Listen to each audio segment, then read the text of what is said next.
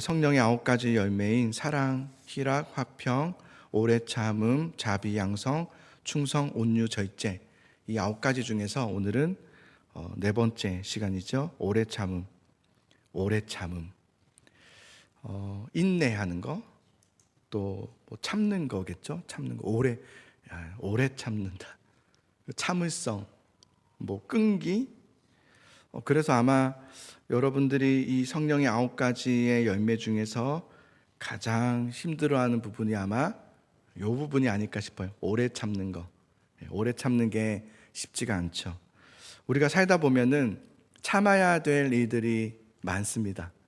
사람과의 관계 속에서 참을 것이 많고요.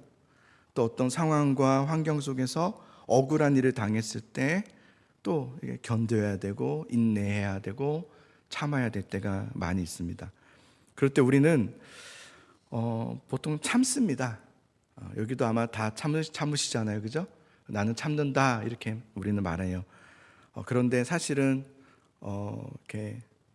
이렇게 열어서 얘기하다 보면 참는 게 아니라 벼르고 있는 거예요. 그러니까 참았다라고 하면서 내가 참는 어떤 나름대로의 선이 있어요. 그 선을 넘게 되면 그때는 폭발합니다. 그래서 그때 이렇게 얘기해요. 내가 지금까지 참았는데 이건 안 되겠어. 내가 이건 아닌 것 같아. 내가 참는데 어떻게 내가 참았잖아. 뭐 이런 거, 여보, 내가 참았잖아. 뭐 이렇게 우리는 하잖아요. 그래서 어떻게 그럴 수 있냐고. 그러니까 이것은 참았던 것이 아니라 벼르고 있었던 거예요. 잘하나 보자 이렇게 벼르고 있었던 거예요. 그러니까 오래 참는다는 것은 정말 쉽지 않다는 생각이 들어요. 쉽지 않아요. 성령의 열매에서 오래 참음. 이제 이 부분이 오면서 저도 부담이 돼요. 도대체 이 오래 참음은 무슨 의미일까? 어떤 의미일까? 정말 우리가 생각하는 것처럼 오래 참음이라는 것은 인내, 뭐 참을성, 끈기. 그래서 어떤 상황이 와도 넌 참아라. 뭐 이런 말일까? 넌 교회 다니니까. 여러분 그런 말 듣죠? 교회 다니는 사람이 참아야지. 네, 교회 다니는 사람이 참아야죠. 장로님이 참으세요. 목사님이 참으셔야죠. 집사님이 참으셔야죠. 뭐 이렇게 화내지 말고 가만히 있는 것. 이게 오래 참음일까? 화내지 말고 가만히 있고 견디고 그냥 참아, 그냥 견뎌. 성령의 9가지 열매의 네 번째의 오래 참음이 그런 뜻일까? 그리고 우리도 그냥 쉽게 이해하듯이 이렇게 오래 참고 인내하면 하나님께서 뭐 복을 주신다. 뭐 이렇게 우리는 생각해서 인내하잖아요. 참는다. 사실은 벼르고 있는 거라고 그랬죠? 벼른다. 정말 그런 뜻일까? 이라는 생각이 들어요. 오래 참음이란 뜻이요. 저는 이렇게 보면 더 좋겠다 싶어요. 오랜 고난, 그리고 오랜 고통. 오래 참음이라는 것을 그냥 인내하고 견디고 끈기 있게 참아내고 너가 그냥 참아. 뭐 이런 것이 아니라 오래 참음이라는 것을 생각할 때는 오랜 고난과 오랜 고통이 우리 인생 중에는 있구나. 우리 인생 중에는 오랜 고난과 오랜 고통이라는 것이 늘 있는 것을 말하는 거구나라는 생각이 먼저 들어요.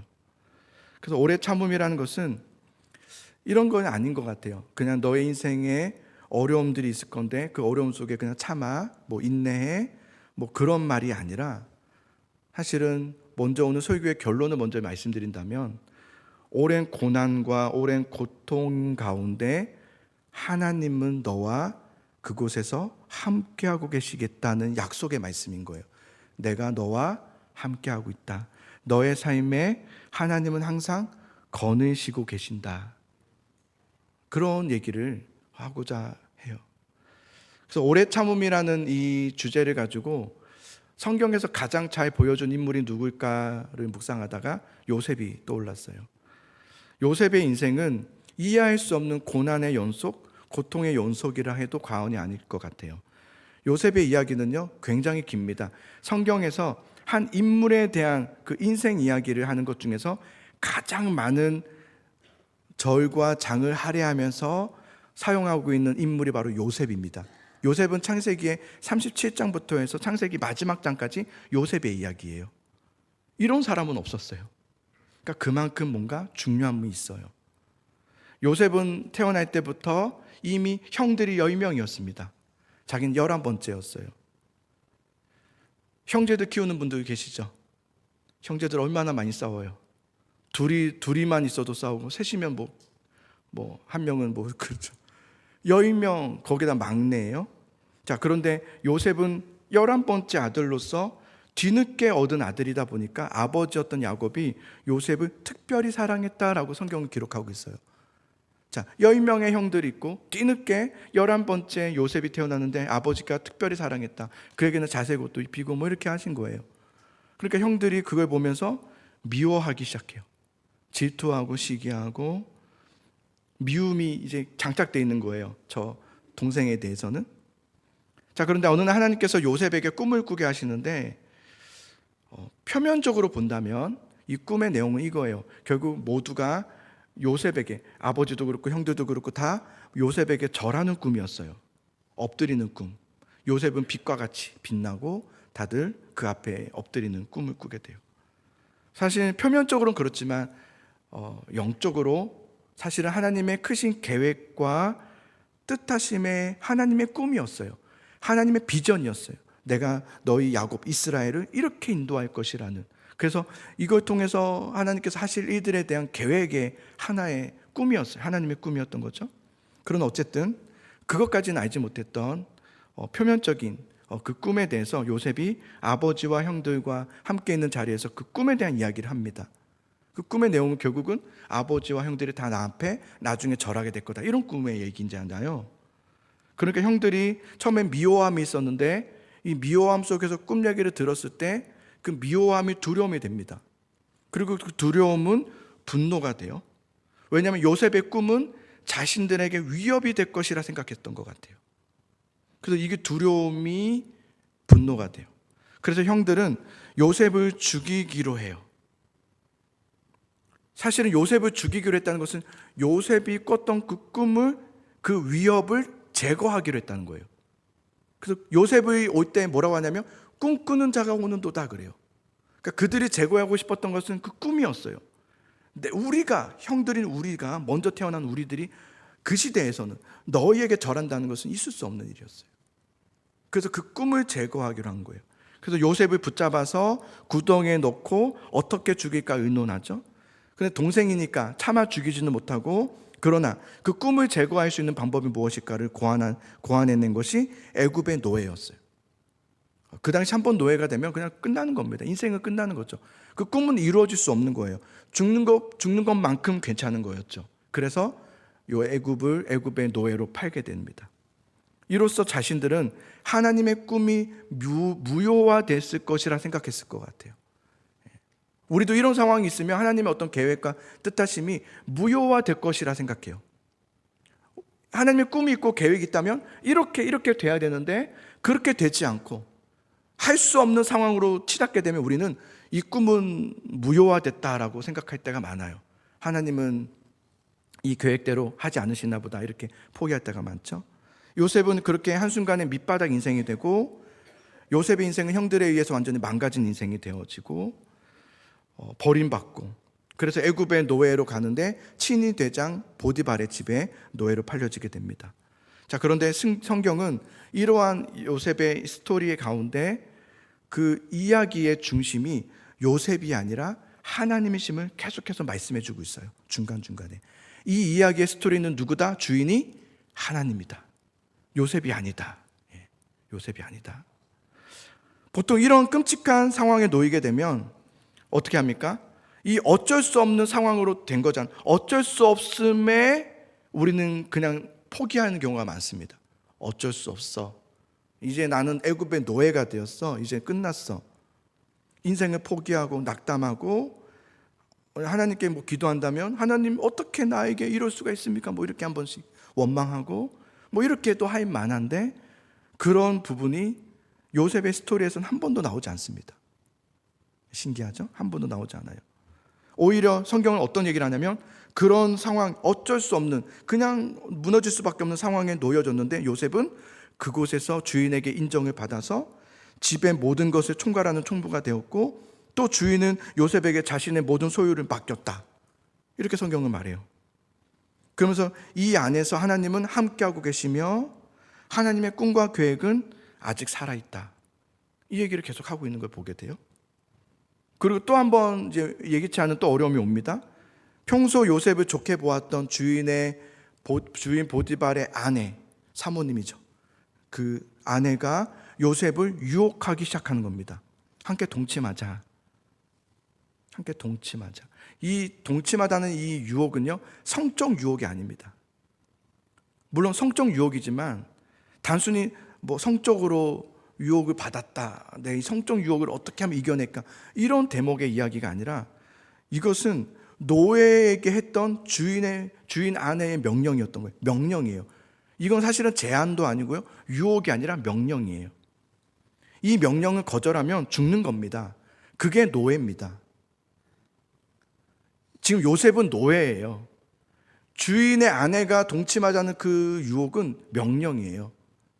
이걸 내가 만약에, 그러니까 동침을 하냐 마냐, 막 내가 성적으로 내가 거룩해야 된다, 뭐 순결해야 된다, 이 유혹에 대한 얘기가 아니라 사실은 죽느냐 사느냐의 유혹인 거예요. 내가 이 동침하자는 제안, 이 명령을 거절하면 죽는 거예요. 지금까지 그래도 참아왔잖아요. 그래도 주님 붙들면서 왔잖아요. 그 어려운 상황 속에서도 왔잖아요. 그래서 하나님의 은혜를 입었잖아요. 하나님의 자비하심을 입었잖아요. 하나님의 그래도 도우심을, 은혜를 경험했잖아요. 이제 이 정도 됐으면 참 감사한 일이에요. 근데 여기에 또 한 번 완전히 이 모든 쌓아왔던 것들을 무너뜨릴 만한 제안이 오는 거예요. 나와 동침하자. 만약에 동침하지 않으면 이게 다 무너져 버리는 거예요. 지금까지 참아왔고 지금까지 믿음으로 살아왔던 그 모든 것이 이 명령 하나 때문에 내가 거절하게 되면 이것은 그냥 내가 죽음을 통해서 뿐만 아니라 모든 내 지금까지의 삶이 그냥 헛된 것이 되어버리는 거예요. 선택지가 없는 유혹이었죠. 이건 거절하면 안 되는 유혹이었습니다. 거절해야 되는 유혹이었어요. 거절하지 않아야 되는 유혹이었어요. 그런데 요셉은 자신의 모든 생사를 불구하고, 생사만이 아니라 모든 쌓아왔던 모든 업적, 모든 것들이 달린 것 같은 이 유혹에 대해서 요셉은 거절합니다. 거절해요.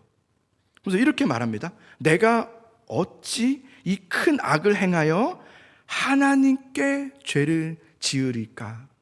하나님께 죄를 지으리까? 이 말은 내 인생은 하나님께 있음을 고백하는 거예요. 하나님께 있다. 요셉은 하나님의 꿈을 지키기로 한 거예요. 그래서 하나님의 꿈을 지키겠다. 이 믿음의 고백을 거기서 하는 거죠. 우리가 여기서 보통 코람데오 말하잖아요. 코람데오. 하나님 앞에서의 신앙. 하나님 안에 거하는 신앙. 이 믿음의 고백, 우리가 여러분 믿음으로 고백하는 것, 믿음으로 여러분 선포하는 것, 이것은 누가 듣습니까? 첫 번째, 누가 듣죠? 하나님이 듣습니다. 두 번째, 내가 믿음으로 선포하면 내가 듣습니다. 내 영혼이 듣습니다. 세 번째, 사탄이 듣습니다. 네 번째, 여러분의 이웃이 듣습니다. 그러니 여러분, 믿음의 선포를 하시기를 바랍니다. 순간순간 어려울 때마다 믿음으로 선포하는 거예요. 내가 확실하게 믿으며 하는 게 아니라 믿음으로 말로 선포하는 거예요. 나는 주님 하지 않겠습니다.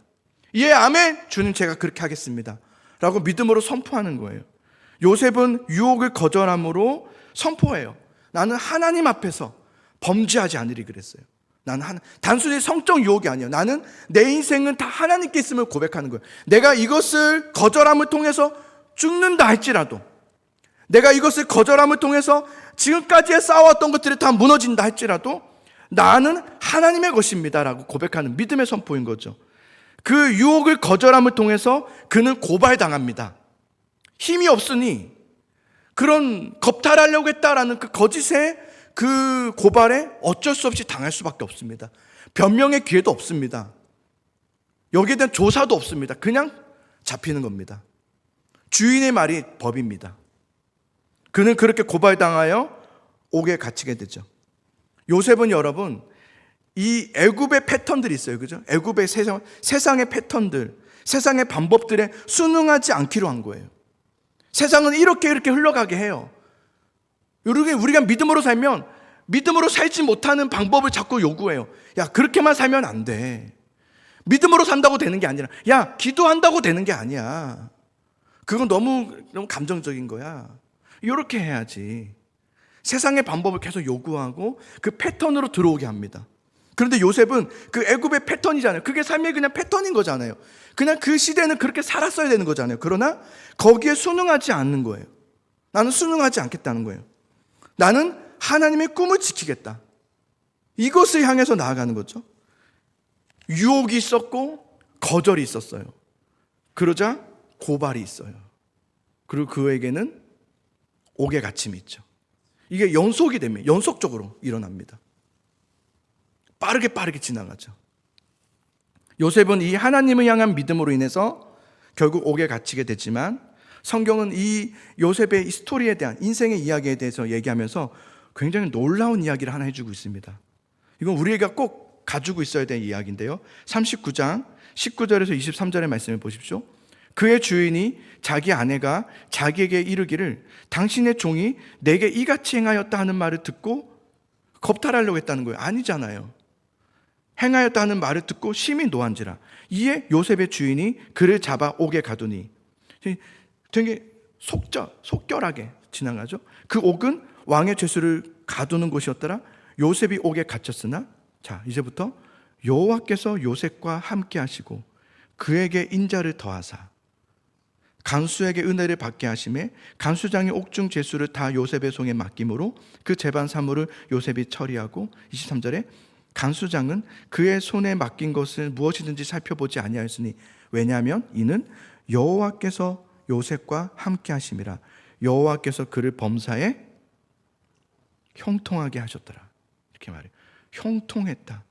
자, 하나님을 빼고 봅시다. 여기에 대해서, 이 지금 스토리에 대해서 하나님만 빼고 본다면 요셉의 인생은 망한 인생입니다. 그렇죠? 요셉의 인생은 끝난 인생입니다. 요셉의 이야기에서 하나님만 뺀다면 여러분 이렇게 얘기할 수 있어요. 아무리 노력해도 안 되는 세상이다.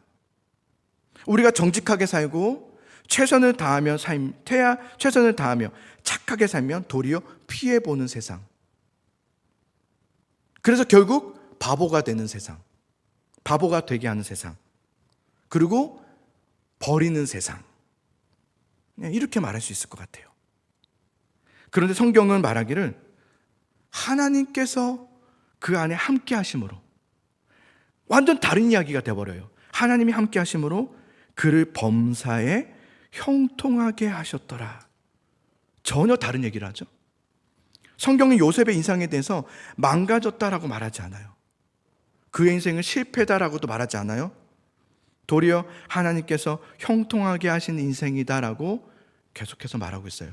이 이야기가요 39장 1절에도 나와요. 39장에 보시면 요셉이 이끌려 애굽에 내려가매 바로의 신하 친위 대장 애굽 사람 보디발이 그를 데리고 그리로 데려간 이스마엘 사람의 손에서 요셉을 사니라. 여호와께서 요셉과 함께 하심으로 그가 형통한 자가 되어 그의 주인 애굽 사람의 집에 있으니 그의 여호와께서 그를 범사에 형통하게 하심. 그 형통하게 하셨다. 함께 하심으로 형통하게 하셨다.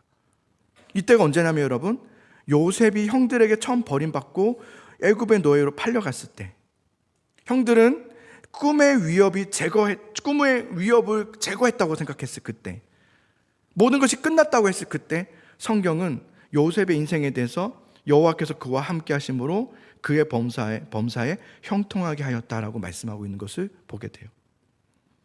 형들에게 버림받아서 노예가 되고 팔려가고 억울한 누명을 또 쓰고, 또 그래서 모든 지금까지 명예를 다 실추되는 거죠. 실추되고 옥에 갇혀지게 되는 이 기가 막힌 나락, 인생의 나락은 형통이 아니라 고통이죠.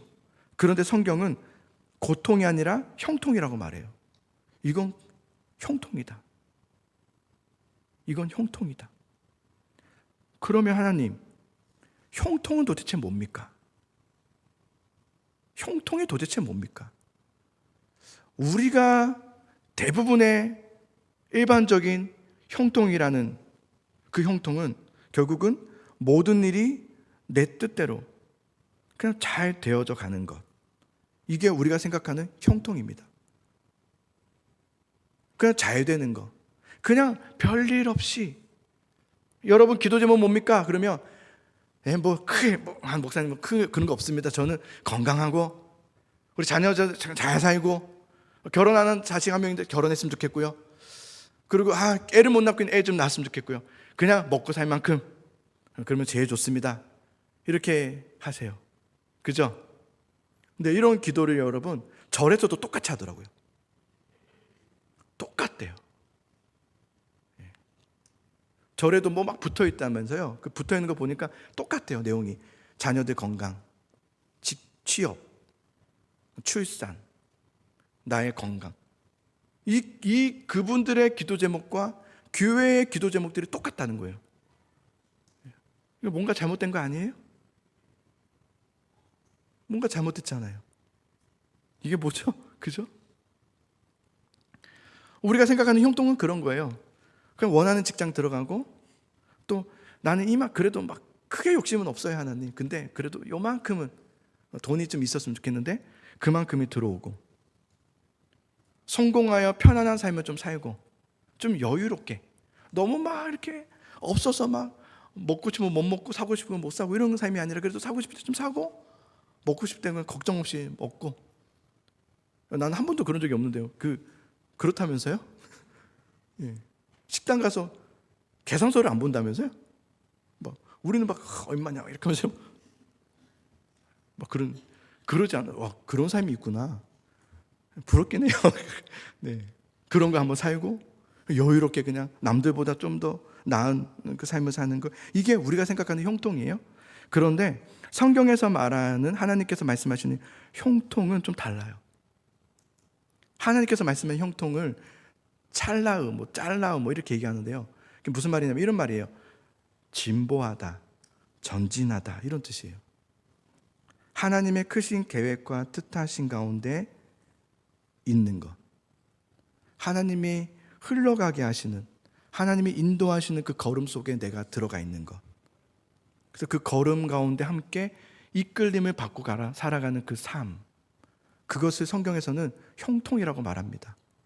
예. 우리가 볼 때 요셉의 인생은 고통의 인생이고 불행의 연속이에요. 그러나 성경은 형통의 인생이라고 말합니다. 왜요? 하나님 계속 말씀하는 게 반복되죠. 하나님이 요셉과 함께 하심으로. 아멘. 하나님이 요셉과 함께 하심으로 그는 형통한 사람이다라고 말하고 있어요. 여러분 곧 하나님께서 하나님과 함께하는 그 인생이 바로 형통한 인생일 줄 믿으시기 바랍니다. 하나님과 함께하는 인생, 하나님과 함께 사는 그 사람이 형통한 사람이에요. 문제가 없는, 문제가 해결되는, 어려움이 없는 사람이 형통한 사람이 아닙니다.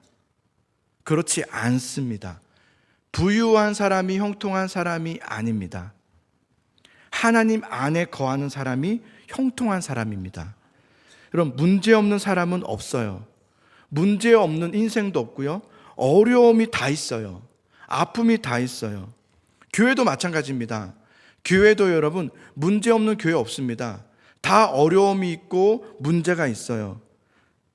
그런데 우리 교회가 왜 조용한지 아세요? 우리 교회는 왜 문제가 없어 보이는지 아세요? 문제가 없지 않아요. 문제 많습니다. 문제 있습니다. 저부터 해서. 우리 다 있습니다. 다 약함이 있고. 그런데 왜 조용하고 평안한지 아십니까? 문제가 없기 때문이 아니라 하나님의 은혜로 덮여져 있기 때문입니다. 그래서 평안한 겁니다. 하나님의 함께 하심의 그 은혜가 마치 여러분 뚜껑 막 끓는데 뚜껑 탁 닫아버리면 되는 것처럼 그 뚜껑이 은혜예요. 은혜의 뚜껑이 우리 삶에 우리 교회에 딱 말씀으로 덮여지니까 문제가 없는 거예요. 문제가 없는 게 아닌데 없는 거예요. 그거예요. 문제 없는 교회를 만들어내는 것이 아니라 은혜의 공동체로 만들어내야 되는 거예요. 우리의 삶도 마찬가지입니다. 여러분의 삶이 문제가 있어서 그런 건지 아십니까? 내 삶이 지금 힘든 이유가 뭔지 아세요? 내가 지금 너무 힘들어서 그래요. 내가 이것 때문에 힘들고 저것, 그러면은 그 100가지도 나옵니다. 근데 은혜로 탁 덮어지잖아요. 문제인데 문제가 없어요. 그게 은혜입니다. 그게 형통입니다. 그 형통한 은혜가 우리에게 있기를 간절히 소망합니다. 고난이 축복이라는 말이 있잖아요. 그런데 여러분, 솔직히 고난은 아픔입니다. 고통이 오면 일상적인 삶이 안 됩니다. 저도 여러분 고통이 오면 잠 못 자요. 잠이 안 와요. 진짜 고통스러울 때는요, 제가 재밌어하는 TV 프로그램 하나도 눈에 안 들어옵니다. 하나도 재미없고요. 그렇게 맛있는 음식들이 있어도 맛이 없습니다. 별나죠. 얼마나 힘들었으면 그러겠어요. 그렇다고요. 잠도 안 오죠. 먹고 싶지도 않죠. 언제 한번 제 아내가 그러더라고요. 저한테 아무거나 입고 가지 말라고. 왜냐면 너무 힘든 일이 있을 때는 여러분 뭐 입을까 그냥 보이는 대로 입다 보니까 진짜 엉망진창으로 입고 다니더라고요. 그래서 신경 써야 되겠다. 그런 거예요. 일상생활이 안 돼요. 너무 힘들면 거기만 그냥 내가 눌려 있어서 이것도 못하고 저것도 못하고. 그런데 왜 성경은 고난이 축복이라고 말을 하는 걸까? 고난 가운데 고난이 있지만 하나님의 나를 향한 은혜와 계획과 하나님의 그 사랑이 들어오기 시작하면 어떤 일이 일어나냐면 고난이 없어지는 것이 아니라 그 고난 가운데 하나님의 은혜가 들어오고 하나님의 계획과 사랑이 들어오면서 마치 음식 얘기 많이 하게 되는데 음식이 숙성되듯이 우리가 숙성되기 시작해요. 우리가 무르익기 시작합니다. 고난은 없어지지 않았는데 나는 더 깊어지기 시작하고 그 깊어짐을 통해서 나는 성숙을 경험해요. 이 고난 가운데 하나님이 나와 함께 하심을 발견하게 되고 이 고난을 통해서 나를 정말 하나님의 자녀로 빚어가시려고 하시는 하나님의 그 마음과 뜻하심과 맞닿게 돼요. 그러면서 내 고난에 여전히 변화되지 않는 고난의 삶이 나를 더욱더 성숙하게 하고 익어지게 하면서 이것을 통해서 하나님의 복을 받게 하는. 그래서 성경은 우리에게 고난은 축복이다라고 얘기해요. 고난을 원망하지 말라는 거예요. 고난이 있다고 탓하지 말라는 거예요.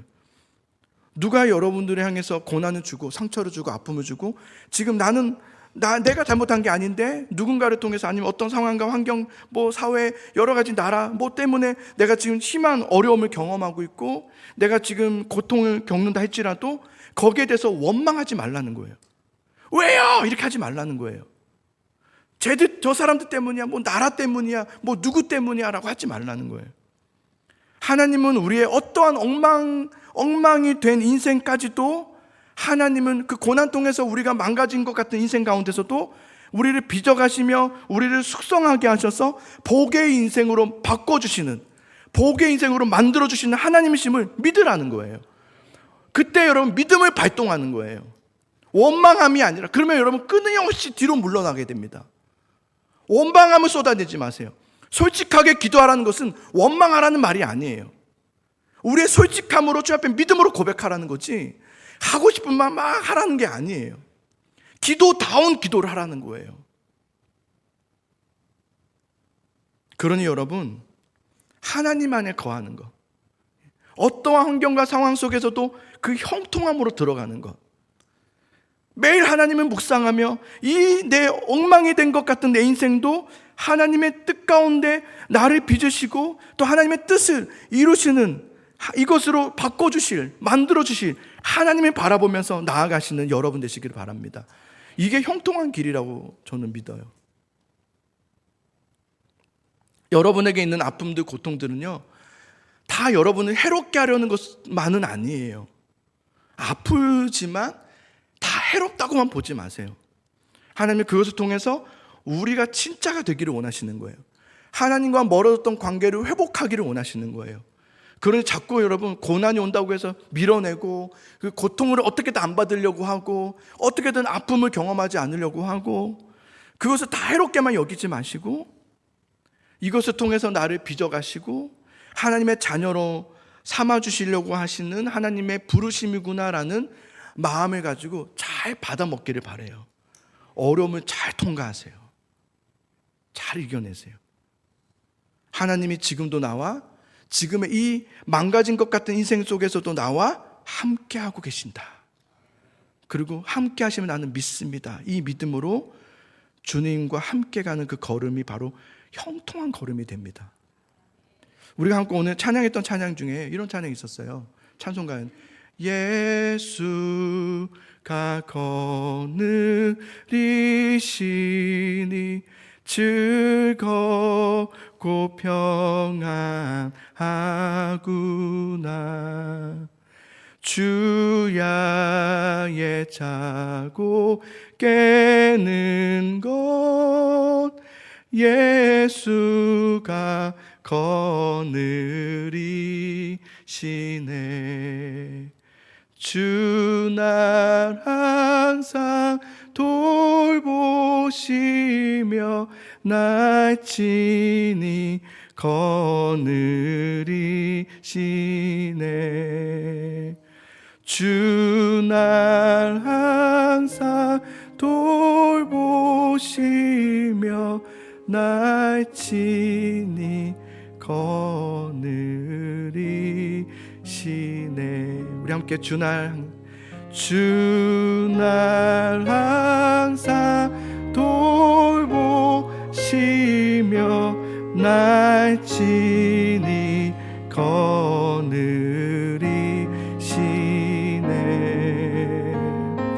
주 날 항상 돌보시며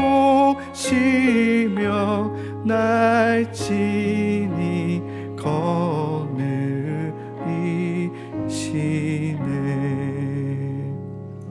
여러분, 우리의 모든 삶 가운데 주님은 함께하고 계시고 거느리시고 계세요.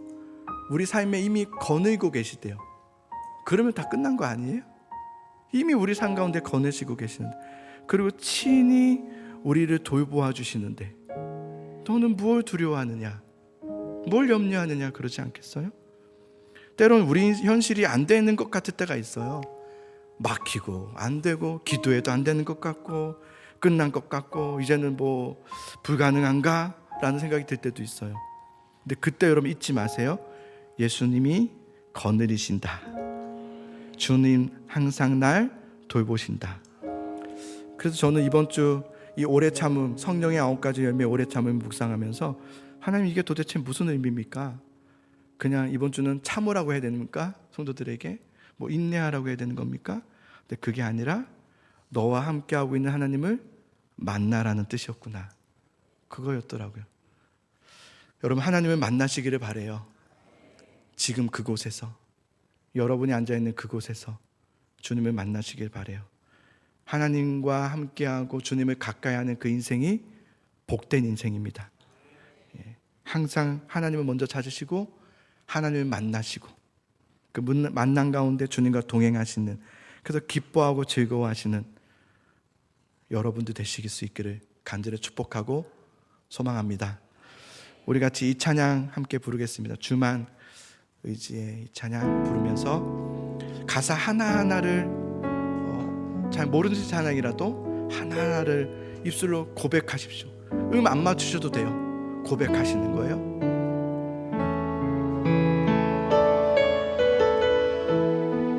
의지했던 모든 것, 의지했던 모든 것 변해가고 억울한 마음은 커져가네. 부끄럼 없이 살고 싶은 마음 주님 아시네. 모든 일을 선으로 이겨내고 죄의 유혹을 따르지 않네. 나를 구원하신 영원한 그 사랑 크신 그네 날 붙드시네. 주어진 내 삶이 작게만 보여도 선하신 주 나를 이끄신 보내. 중심을 보시는 주님만 따르네. 날 택하신 주만 의지해. 보이는 상황에 무너질지라도 예수 능력이 나를 보이지 않아도 주님만 따르네. 내 평생 주님을 노래. 주어진 내 삶이 작게만 보여도 내 삶이 작게만 보여도 선하신 주 나를 이끄심 보내. 아멘. 중심을 보시는 주님만 따르네. 날 택하신 주만 의지해. 보이는 상황에 무너질지라도 예수 능력이 나를 붙드네. 보이지 않아도 주님만 따르네. 내 평생 주님. 우리 손을 들고 찬양합시다. 주님을 향해서 주어진 내 삶이 작게만 보여도 선하신 주 나를 이끄신 보남의 중심을 보시는 주님만 날 택하신 주만 의지해. 보이는 상황에 무너질지라도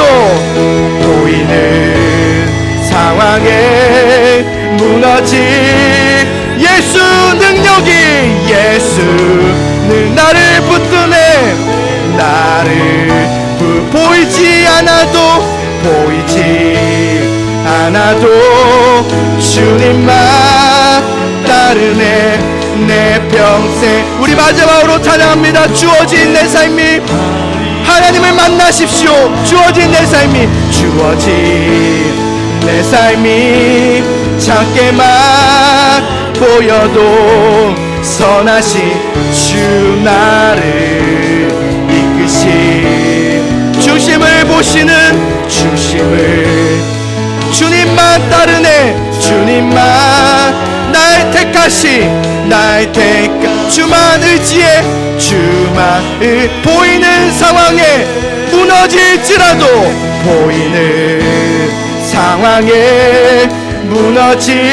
예수 능력이 예수는 나를 붙드네. 아멘. 보이지 않아 주님만 따르네. 내 평생 주님을 노래하리라. 우리 같이 주님의 이름 부르면서 함께 통성으로 기도하며 나아갑시다. 하나님을 만나는 기도가 되게 하시도록 기도하시기 바랍니다. 함께 기도합니다. 주여. 하나님, 감정적인 기도가 아니라 주님을 만나기를 원합니다. 우리 성도들 주님 만날 수 있도록 도와주소서. 지금 있는 너의 그 자리에서 하나님을 만나게 해주시옵소서. 지금 있는 그 자리에서, 지금 놓여져 있는 상황에서 하나님을 만나는, 하나님으로 일어나는, 하나님으로 회복되는, 하나님이 나와 함께 하시며 여전히 나와 동행하시는 그 하나님을 의지하며 믿음으로 나아가는 우리 성도들이 될 수 있도록 성령이여 또 오시고 붙잡아 주시기를 간절히 소망하며 기도합니다. 하나님 찬양합니다. 우리 예배를 받아주소서. 성령 하나님 아버지, 우리의 고백을 붙들어 주시며 우리의 나약함과 어려움과 상함과 무너짐과 부서짐들을 불쌍히 여겨주소서. 하나님 회복하게 하소서. 은혜를 회복하게 하소서. 은혜를 회복하게 하소서. 주여 주여 주여 만져주소서. 은혜를 부어주시기를 원합니다. 다시금 하나님 앞에 말씀 앞에 나아가게 해주소서. 오 주님 주님 주님,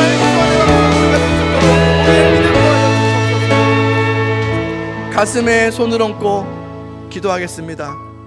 하나님 아버지, 하나님과의 관계를 회복하게 하여 주시기를 원합니다. 하나님, 문제가 해결되고 상황이 좋아짐, 하나님 그 안에 거하시는 하나님을 만날 수 있는 우리들이 되게 하소서. 단지 우리의 기분적인 감정적인 위안이 되지 않게 해주시고, 하나님 살아계신 하나님, 우리의 주인 되신 하나님, 실존하시는 그 하나님을 만나는 하나님, 우리의 성도들이 될 수 있도록 도와주시기를 원합니다. 아픈 상황 가운데 있는 성도들을 어루만져 주소서. 하나님, 마음이 상하고 마음이 무너지고 하나님 이런저런 상처와 상황으로 하나님 마음 앞에 힘들어했던 성도들의 마음을 만져주시기를 원합니다. 하나님, 아픈 부위를 주님 만져주소서. 하나님, 허리를 만져주소서. 다리를 만져주소서. 하나님, 우리의 육신을 만져주소서. 머리를 만져주소서. 하나님, 피부를 만져주소서. 하나님, 우리의 귀를 만져주소서. 하나님, 우리의 눈을 만져주소서. 우리의 입술을 만져주소서. 우리의 심장을 만져주소서. 하나님 아버지, 붙들어 주셔서 하나님, 주님만 의지하며 나아가는 성도들이 될 수 있도록 도와주시고, 치유의 역사가 일어나게 해주소서. 우리의 삶은 주님께 있음의 믿음으로 끝까지 주님의 말씀을 향하여 나아가는 우리 믿음의 성도들이 되게 하여 주시기를 원합니다. 하나님, 날마다 나와 동행하시는 그 하나님, 내 상황 가운데 거느리시고 계시는 내 하나님 감사합니다.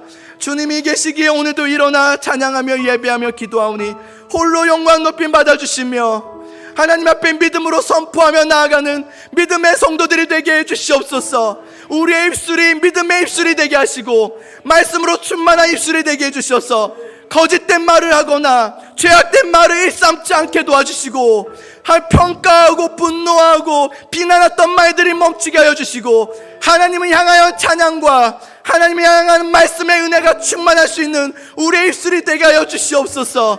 하나님, 우리의 영혼을 새롭게 하여 주사 회복하게 해주시고 복된 하나님의 자녀가 되게 하여 주시옵소서.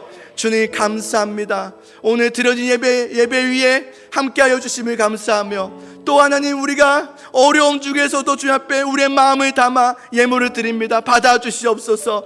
돈을 드림이 아니라 마음과 우리의 신앙과 믿음을 드리오니 받아주시옵시고, 하나님, 우리의 먹고 사는 모든 문제는 주님 손에 있사오니 주님을 향하여 형통한 삶을 살아가는 우리 모두가 되게 하여 주옵소서. 끝까지 믿음의 길로 나아가는 온 성도들이 되게 하여 주옵소서. 예수님 이름으로 감사하며 기도합니다. 아멘.